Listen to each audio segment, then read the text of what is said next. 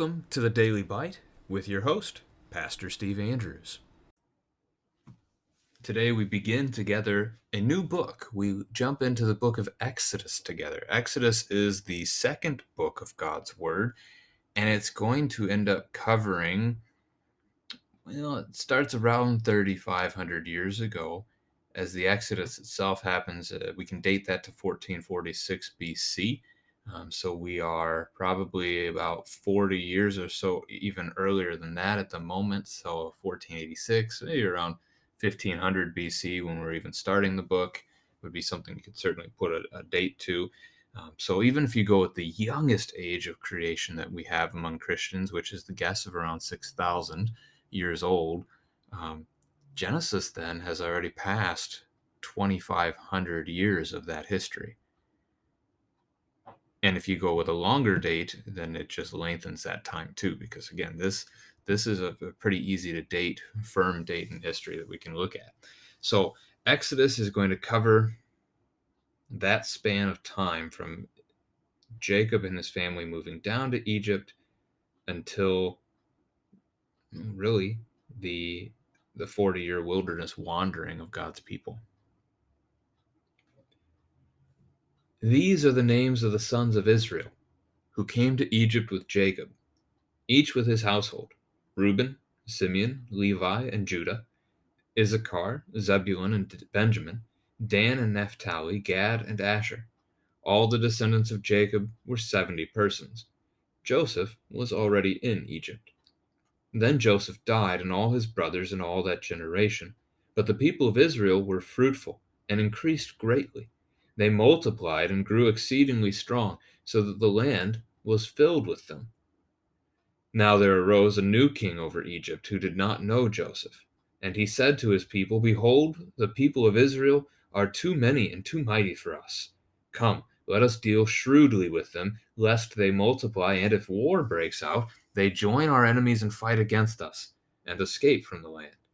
Therefore they set taskmasters over them to afflict them with heavy burdens. They built for Pharaoh store cities, Pithom and Ramses. And the more they were oppressed, the more they multiplied, and the more they spread abroad. And the Egyptians were in dread of the people of Israel. So they ruthlessly made the people of Israel work as slaves and made their lives bitter with hard service, in mortar and brick, and in all kinds of work in the field. In all their work they ruthlessly made them work as slaves. Then the king of Egypt said to the Hebrew midwives, one of whom was named Shiphrah and the other Puah, "When you serve as midwife to the Hebrew women, and see them on the birth stool, if it is a son, you shall kill him, but if it is a daughter, she shall live." But the midwives feared God and did not do as the king of Egypt commanded them, but let the male children live. So the king of Egypt called the midwives and said to them, "Why have you done this? And let the male children live." The midwives said to Pharaoh, "Because the Hebrew women are not like the Egyptian women, for they are vigorous and give birth before the midwife comes to them." So God dealt well with the midwives, and the people multiplied and grew very strong. And because the midwives feared God, he gave them families. Then Pharaoh commanded all his people, "Every son that is born to the Hebrews you shall cast into the Nile, but you shall let every daughter live." This is the word of the Lord. So our text today begins by reminding us to really revisit the end of the book of Genesis. So God makes his covenant, his promise, to Abraham. Abraham's son Isaac comes after him, and then Isaac's son is Jacob. Jacob gets renamed Israel, and Israel then has 12 sons and one daughter. You can feel bad for her if you'd like. Um, but regardless, 12 boys. They grow up to be the 12 that you have named there in verses 2 through 5. Joseph included. Joseph is the 12th. The brothers sold Joseph into slavery because they hated him, and Joseph ends up being blessed in his service, first in Potiphar's house in Egypt, until Potiphar's wife plays the dirty trick that gets Joseph thrown into prison. Joseph then is blessed in his work in the prison, gets to basically rule over the prison itself. He ends up taking care of it. And eventually, through some dreams and God working to bring about the interpretations of these dreams, Pharaoh raises Joseph not just out of prison, but places him second in command over the whole land of Egypt. And it's from that position, as the famine years strike, that Joseph is able to save his brothers and their families, and also eventually invites them to move down, not into Egypt proper, but into the land of Goshen, which was neighboring to Egypt, under the premise that Egyptians don't like shepherds, and a lot of God's people are shepherds. So they live nearby, but not in Egypt. This chapter is then jumping in with a recap of that. Um, so you have a big household of all these sons and their families. That's at least 70 people big. As we see that number there in verse 5, 70 persons. That's, I guess we shouldn't say at least. I mean, we get the number 70 here. So Joseph dies, all of that family dies off, but they have descendants. Their family tree is continuing to grow, as what we see in the next couple of verses. They were fruitful and they increased greatly. You could ask your children there, do we have a command about that from God? Did God command people to be fruitful? In terms of population, yes, he did. That goes back to Genesis chapter 1, verse 28, where God creates Adam and Eve in the garden and commands them, be fruitful and multiply, fill the earth and subdue it. In the New Testament, we are given Christ's command that we would be fruitful, and that is in sharing the gospel. So that's a different connection that we could make here, perhaps. They grew so exceedingly that the land was filled with them. We get to verse 8 now. So Joseph again worked with Pharaoh and had all the blessing Pharaoh could possibly give him. But a new king arises that doesn't know Joseph. Now, this could simply be a reference to some time passing. So maybe that Pharaoh's grandson, who had no interaction with Joseph or Joseph's brothers or whatever it might have been. So the story just didn't get passed down very well. That's a possibility. It seems a little weaker because you do think that those stories would be remembered from one generation to another, at least for several generations. The argument that a lot of Christians make here is that this is a move of a very specific shift in the Egyptian dynasties. There is a point in history where the Hyksos people really break into Egypt and put their own king upon the throne. And so there are some, including the first and second century Jewish historian Josephus, that make this argument, and that is why this king doesn't know Joseph. He's not connected. His family tree has no connection to the previous Pharaoh. They simply don't know who these Israelites are and what Joseph did for the people of Egypt. So that's a possibility. It's hard to be certain of something like that, but it's possible. And so this new king is afraid when he sees the sheer size of the Israelites, coming to realize that they are too many, they are too strong, and if they realize it, they could oppose him and dethrone him.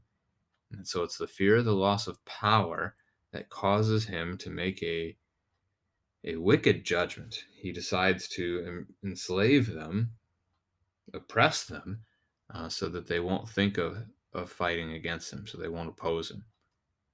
They won't have the opportunity, they won't have the strength. The slave labor will beat them down. Now, a family conversation could arise about that whole picture. Is that his only choice? This new Egyptian king, this new Pharaoh, does he have any other options available to him? And I certainly let you brainstorm that, but I'll tell you, yes, he did. There would be other ways to handle a situation like what he faced when he came in. So see if you can think of any together. As we go down to verse 11, they set taskmasters over them, they afflicted them, they gave them a heavy burden, they made them build their store cities. Arguably, you could suggest that maybe it is slave labor like this that built the Egyptian pyramids that are so famous today. I mean, we marvel at how they could have possibly done it, but if you've got 1 million people in a slave labor force and you don't really care if they live or die, they probably do quite a bit. So something to consider, whether it was specifically the Israelites or if this Egyptian king and other Egyptian kings had this habit of enslaving others, it's certainly a possibility as well. So the more they were oppressed, the more they multiplied, the more they spread abroad.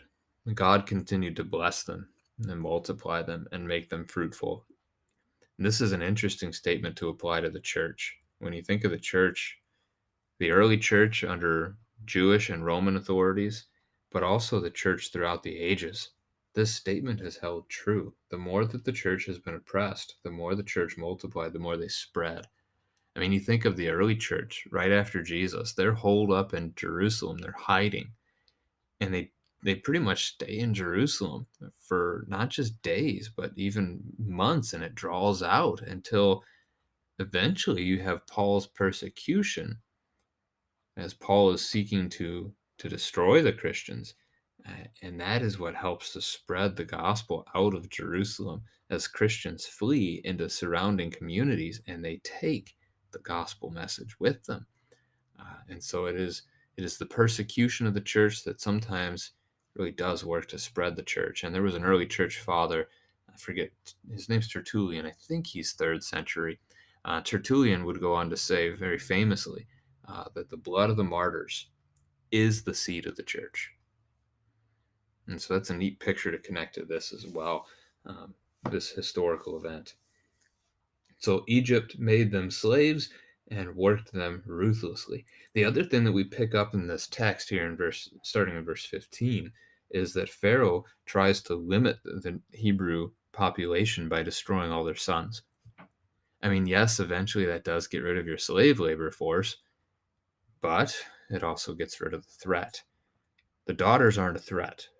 They're not the ones who are going to make war against you. It's the men who go off to war. So Pharaoh attempts to get rid of all the sons. And at first, he uses the Hebrew midwives, or at least he tried to. He commands the midwives to kill all the baby boys that are born. You might have to explain to your child what a midwife is. They didn't have hospitals. And so, midwives are the women in the community that have the practice, the experience, the training. When a woman is giving birth, they show up, they help. They help care for her and the child as the child is being born. Um, it's been a wonderful gift in communities throughout the world. A necessary occupation that has some blessings to it as well as its challenges. And so these two midwives, Shifra and Pua, are told to kill all the boys when they come out. If the child comes out of the womb, it's a boy, kill it. It's a harsh instruction. This is going to remind us of Acts chapter 5:29, where we learn we must obey God rather than men. And that's what the Hebrew midwives choose to do here. They are not going to listen to Pharaoh's instruction. They're not going to kill the children. They do lie to Pharaoh. He calls them and asks, why not? Why did you do this? In verse 18, verse 19, they respond by giving him a jab, a compliment to Hebrew women and an insult to Egyptian women. But it's just not a truthful statement. It's not that the children were being born before they got there. I mean, even if that were the case, they could still do what they were told to do. Um, it is that they fear God and they're not going to do this wicked thing. So I would suggest that they should have been more honest in what they answered Pharaoh, even if it would have made him angry. I can't imagine what they said didn't make him angry. So I think they would have been better off. God would have protected them. I mean, God protected them through this. God blessed them through this. If God is going to bless these two women with families because they were faithful to him, he would have blessed them before Pharaoh as well. So trust in the Lord always is a lesson for us to learn um, from something like that we should be truthful and faithful at all times. But we're sinners. And even in our sinfulness, the Lord is still our God, and he still provides for us as he does for these two ladies here. So thankful that they did what they did. Just wish that they would have spoken a little more solidly themselves. Verse 21, what we mentioned about God giving them families of their own.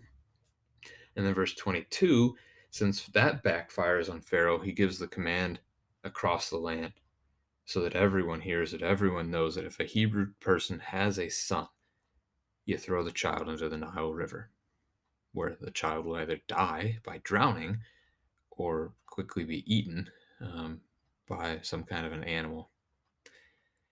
Not a good picture, but it will lead us into the very familiar story tomorrow that pretty much I think all of our children know well from their Sunday school days of baby Moses. Is the